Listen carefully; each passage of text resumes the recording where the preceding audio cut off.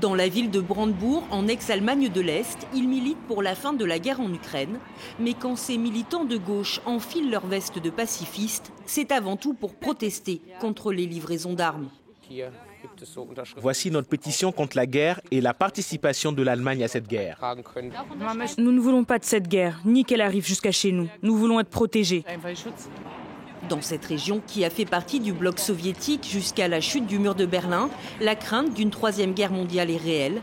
Mais ces militants reprennent à leur compte le discours du président russe Vladimir Poutine.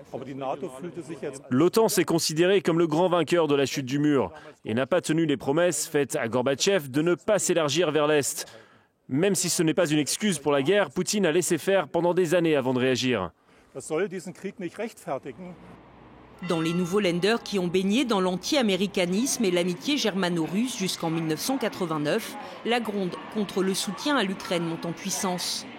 Samedi dernier à Berlin, ils sont venus grossir les rangs d'une manifestation qui a réuni 13 000 personnes. Sa co-initiatrice, l'égérie d'extrême gauche, Sarah Wagenknecht. Les pacifistes doivent reprendre la rue. Mais au milieu des colombes pour la paix, plusieurs drapeaux russes et les extrêmes de tous bords. Convaincre ces électeurs de l'engagement allemand reste un défi majeur pour cette députée de la majorité issue d'ex-Allemagne de l'Est.